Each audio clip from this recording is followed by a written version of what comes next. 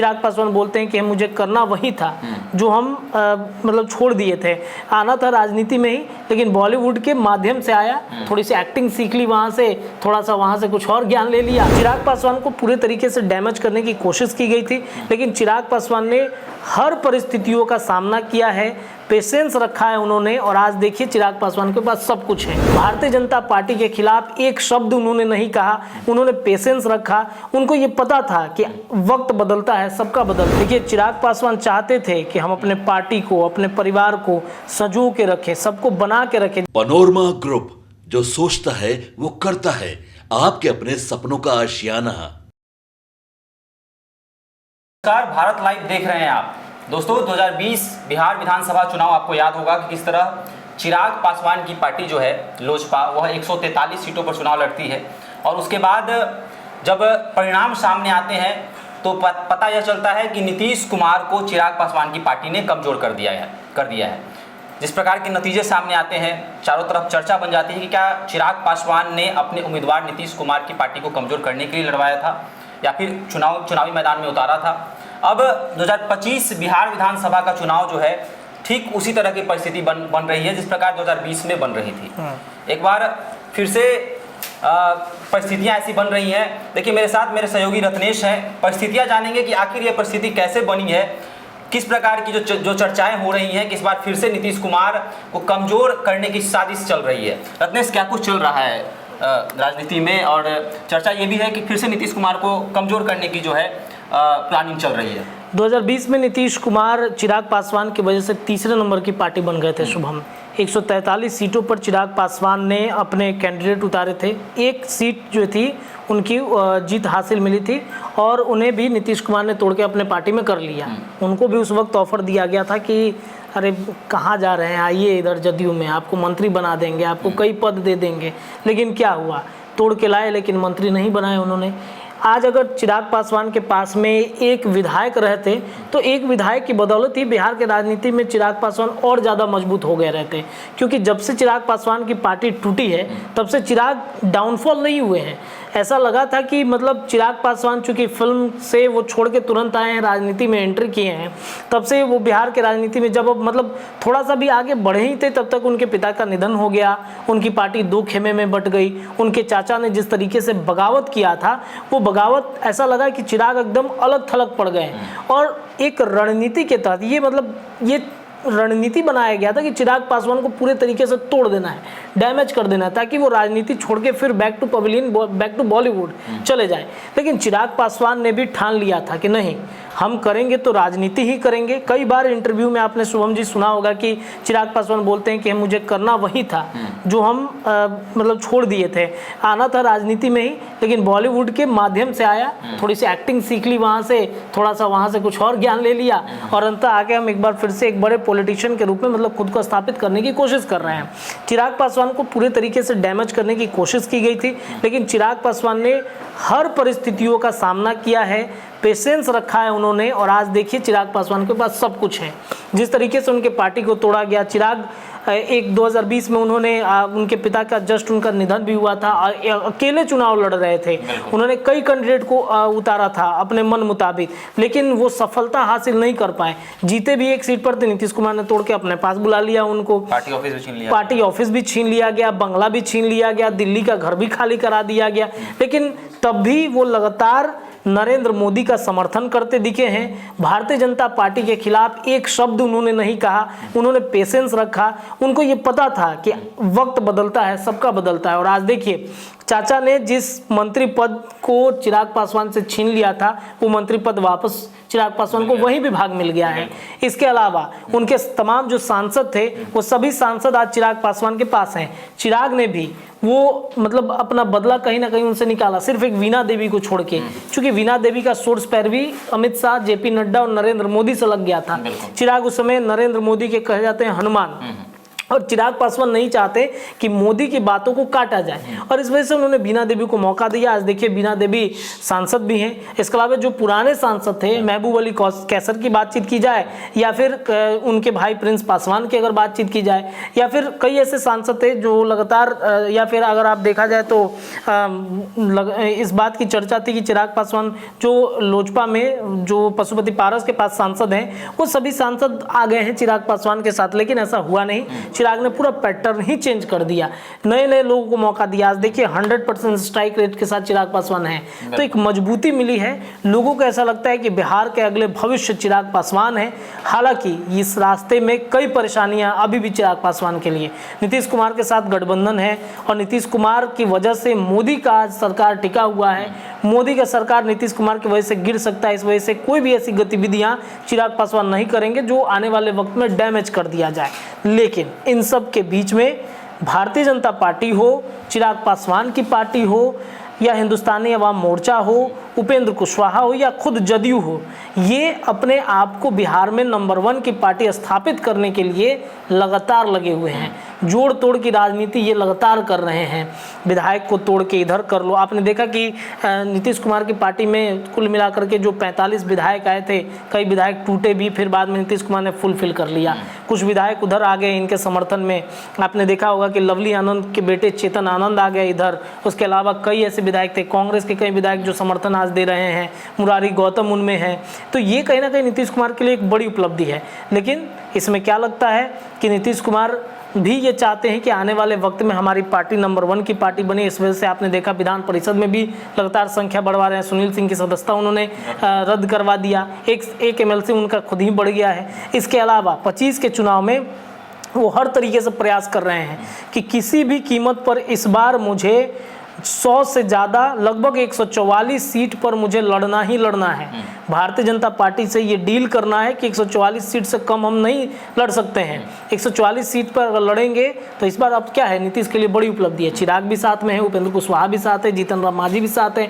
ये पहले कभी उपेंद्र कुशवाहा और चिराग पासवान की वजह से सच में डैमेज हुआ है जदयू। 2020 में दोनों अलग अलग पैटर्न पर लड़ रहे थे। एक तो चिराग पासवान पर आरोप लगता है कि नीतीश को डाउनफॉल करने के लिए ही चिराग पासवान लड़े थे, और अब चूंकि भारतीय जनता पार्टी भी ये देख रही है कि नीतीश कुमार की राजनीति बहुत ज़्यादा दिन तक बची नहीं है, तो ऐसे में हमारा CM आगे होना चाहिए। ऐसे में हम किसी ऐसे व्यक्ति को आगे करें जो बिहार में आने वाले भविष्य में CM का फेस बने। ऐसे में कौन हो सकता है? क्या चिराग पासवान को आगे किया जाएगा, या फिर कई लोग हैं जिनके नाम की चर्चा खूब होती है भारतीय जनता पार्टी के अंदर, नित्यानंद राय, प्रेम कुमार, और अब तो एक चर्चा ये भी उठ गया है कि जो दिलीप जायसवाल बनाए गए हैं उनको भी BJP बना सकता है। इसके अलावा और भी कई दिग्गज नेता हैं, संघ से जुड़े हुए कई नेता हैं जिनको भारतीय जनता पार्टी आगे करेगी। इन सब के बीच में आप ही खबर कर रहे थे आज पशुपति पारस की। पशुपति पारस के साथ क्या हुआ? NDA ने उनको पूरे तरीके से साइड कर दिया। मतलब हम एक कहावत कहते हैं हमारे संपादक कि दूध में पड़ी मक्खी की तरह निकाल के फेंक दिया गया। वही परिस्थिति आज पशुपति पारस के साथ किया गया है। पारस ने हर संभव प्रयास किया कि हम NDA के साथ रहें, NDA गठबंधन में हर परिस्थितियों को हम लेकर के चले, लेकिन NDA ने देखा कि अब कोई फायदा है नहीं इनको रखने से। पासवान के आज बड़े नेता कौन हैं? चिराग पासवान है। चिराग पासवान के नेता हैं, वो ब्राह्मणों के भी नेता हैं, वो कायस्थों के भी नेता हैं, वो राजपूतों के भी नेता हैं, वो सभी के नेता हैं। तो कहीं ना कहीं चिराग पासवान को आगे करने की लगातार कोशिश की जा रही है। भारतीय जनता पार्टी उनके चेहरे को प्रेजेंट करने की कोशिश कर रही है। तो आज पारस क्या है? पारस पूरी तरीके से अलग थलग पड़े हुए हैं। पारस अब चिराग पासवान वाला कांड करने जा रहे हैं। आप खबर में थे, आपने देखा वहां पर। बाकी आगे की बात आप बताइए, वहां पर क्या क्या आपने देखा? क्यों ऐसा लग रहा है कि पारस 2020 वाला खेल कर सकते हैं? बिल्कुल, पारस जो है बिल्कुल अपने भतीजे चिराग पासवान के राह पे चल चुके हैं। आज जिस प्रकार से पारस की पार्टी ने आज एक सभा का आयोजन किया हुआ था, इस सभा में पारस के पार्टी के तमाम जिलों के अध्यक्ष मौजूद थे, पूर्व सांसद मौजूद थे, पूर्व विधायक भी मौजूद थे रत्नेश, और कार्यकर्ता भी मौजूद थे। और कार्यकर्ताओं में एक अलग प्रकार का जोश देखने को मिल रहा था। पारस के चेहरे पे भी चमक दमक थी। साथ ही साथ प्रदेश अध्यक्ष प्रिंस पासवान भी बगल में बैठे हुए थे, चंदन सिंह थे, और भी बड़े बड़े नेता जो हैं पारस गुट के वो बैठे हुए थे। और कार्यकर्ताओं का रत्नेश ये कहना था कि 2024 के लोकसभा चुनाव में उन्होंने पूरी तैयारी कर रखी थी, पूरी कमर बांध रखी थी कि हम हमारी पार्टी चुनाव लड़ेगी, हम हमारी पार्टी को जो है 4 से 5 सीटें मिलेंगी, ऐसा कार्यकर्ताओं का कहना था। लेकिन अचानक से पारस की पार्टी को एक भी सीट नहीं मिलता है, और जैसा कार्यकर्ताओं का कहना था कि हम लोग का हौसला जो है वह डाउन हो गया, हम लोग को हताश किया गया, उपेक्षित किया गया। कार्यकर्ता खुले मन से ये कह रहे थे कि 2024 के लोकसभा चुनाव में हमें उपेक्षित किया गया। और आपने सही कहा कि जैसा संपादक महोदय कहते हैं कि दूध की मक्खी की तरह निकाल दिया गया, सेम चीज जो है कार्यकर्ता जो है वही लाइन कार्यकर्ता भी कह रहे थे, किस तरह से दूध की मक्खी की तरह हम लोग को साइडलाइन कर दिया, ऐसा कार्यकर्ता कह भी रहे थे। देखिए, ये आज उनके ऊपर पड़ा हुआ है, तब उनको समझ में आ रहा है कि दूध में पड़ी मक्खी की तरह निकाल के फेंक दिया। चिराग पासवान के समय को क्यों नहीं याद करते हैं? जब चिराग पासवान, देखिए, चिराग पासवान चाहते थे कि हम अपने पार्टी को, अपने परिवार को संजो के रखें, सबको बना के रखें, जैसे रामविलास पासवान चाहते थे कि उनकी पार्टी एक रहे, कभी टूटे नहीं। उस समय चिराग ने बहुत मेहनत किया, बहुत कोशिश की मनाने की, लेकिन क्या था, उस समय सत्ता की कुर्सी के लिए, सत्ता के मतलब लालच में डूबे हुए थे, कुर्सी के लिए एकदम हटाओ चिराग को, क्या करेगा, ये एक्टर है, नाचने गाने वाला है, हटाओ इसको, इसके कोई पार्टी नहीं चलेगा, इससे कोई राजनीति नहीं होगी। लेकिन समय बदलता है, समय बदला। आज चिराग पासवान ने वो सब कुछ हासिल कर लिया जो उन्हें हासिल करना चाहिए था। वो पार्टी भी मिल गई, बंगला भी मिलने जा रहा है, कुर्सी भी मिल गया है। कुर्सी के अलावा ये भी आप देखेंगे कि मंत्री पद भी चिराग पासवान को मिल चुका है। तो आज पारस गुट ये क्यों मतलब हल्ला कर रहा है? उस समय याद नहीं आ रहा था चिराग, उस समय ये बातें नहीं उनको दिमाग में आ रही थी कि हाँ, मुझे चिराग पासवान के साथ आज होते तो मुझे एक मजबूती मिलती। आज वो सभी रो रहे हैं। प्रिंस पासवान के लिए भी चिराग पासवान ने क्या नहीं किया, बहुत कुछ किया उन्होंने, लेकिन उन्होंने भी धोखा दिया। एक चर्चा ये थी कि प्रिंस पासवान चाहते थे कि चिराग पासवान के साथ रहें, चूँकि अब अपने चाचा के साथ हैं वो, तो इस वजह से वो चाचा का साथ छोड़ना नहीं चाहते थे। लेकिन चिराग से वो मिले थे समस्तीपुर सीट को लेकर के कि उनका सीट दोबारा रिपीट कर दिया जाए, लेकिन चिराग ने एक बार जो ठान लिया बदला निकालना है तो बदला निकालना है, और उन्होंने बदला निकाला। तो आप जैसा कि बता रहे हैं कि वहाँ पे कार्यकर्ता ये कह रहे थे, एक परिस्थिति आप ये भी बता रहे थे कि वहाँ पर तरारी विधानसभा उपचुनाव होना है, और उस उपचुनाव में पारस ने ये ऐलान किया है शायद कि यहाँ से एक उम्मीदवार उतारेंगे। वो उम्मीदवार कौन है? वो उम्मीदवार सुनील पांडे हैं, बाहुबली हैं वो वहाँ के। और सुनील पांडे आपको याद होगा कि जदयू से भी मिले थे, मतलब नीतीश कुमार से भी मिले थे। एक संभावनाएं जताई जा रही थी कि यहाँ पर जदयू सुनील पांडे को टिकट दे सकता है या उनके बेटे को दे सकता है, लेकिन चूंकि तरारी में भारतीय जनता पार्टी ने पहले ही दावा कर रखा है, तो जदयू ने कहा कि ठीक है, चलिए कोई बात नहीं, हम ये सीट खाली कर देते हैं, इस सीट पर हम नहीं लड़ेंगे। इसके अलावा कई लोगों के नाम की चर्चा। आज देखिए, सुनील पांडे को अगर जदयू में नहीं मिला तो उन्होंने फट से पारस ने क्या किया, मौके का फायदा उठाया, सुनील पांडे को बैठा दिया कि हम अब उतारेंगे। तो पारस भी अब बदले के मूड में है। पारस भी चाहते हैं कि हम बदला लें, जो 2024 में हमें साइड किया गया है, नीतीश कुमार से बदला लेना है। नीतीश कुमार ने भी पारस का बहुत मदद किया, लेकिन चूंकि नरेंद्र मोदी के साथ वो गठबंधन में थे, और नरेंद्र मोदी या फिर जेपी नड्डा या फिर अमित शाह ये नहीं चाहते कि पारस एक बार फिर आए और फिर कॉन्फ्लिक्ट हो जाए चिराग पासवान और चाचा के बीच में, क्योंकि चिराग पासवान भी इसी शर्त पे इस एनडीए गठबंधन में है कि उनके पीछे कोई रणनीति ना बनाई जाए, उनके पीछे कोई ऐसे व्यक्ति को ना लगा दिया जाए जो शायद उनके लिए मतलब एक असहजता होती है ना, वो असहज रहे हमेशा। इस वजह से उन्होंने चाचा को साइड कराया एनडीए गठबंधन से। आज चाचा कहाँ है? कहीं नहीं है।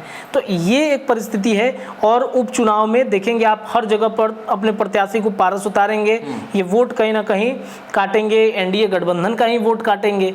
तो उपचुनाव के साथ साथ विधानसभा में भी ये होंगे, लेकिन इसमें मुझे लगता है कि चिराग पासवान को भी कहीं ना कहीं डैमेज करने की वो लगातार कोशिश करेंगे। सवाल ये भी है रत्नेश कि आज पारस मंच से कह भी रहे थे कि क्या मुझे ऐसा लगता है कि शायद पारस जो है एनडीए को आंख दिखा रहे हैं, एनडीए को ये बता रहे हैं आर पार की अब लड़ाई भी है पारस की। पारस ये भी कह रहे थे कि अगर सुनील पांडे को लेकर जो है हम एनडीए के आला कमान से बात भी करेंगे, जैसा वो जेपी नड्डा का जिक्र किए। साथ ही साथ उन्होंने कहा कि इसके लिए हम प्रधानमंत्री नरेंद्र मोदी तक बात करेंगे और अमित शाह से भी बात करेंगे इस उपचुनाव तरारी विधानसभा सीट के लिए। तो क्या लग रहा है कि आर पार की लड़ाई हो गई है पारस की, और तरारी विधानसभा का जो सीट, उपचुनाव का जो सीट है, उसको मोहरा बनाए पारस एनडीए से हटने के लिए? देखिए, एनडीए गठबंधन हो या फिर नीतीश कुमार, देखिए क्या है बताते हैं। तरारी विधानसभा उपचुनाव को लेकर के अगर एनडीए से ये अगर पशुपति पारस को समर्थन मिलता है, जेपी नड्डा कह दिए या फिर अमित शाह कह दिए कि उतारिए कैंडिडेट,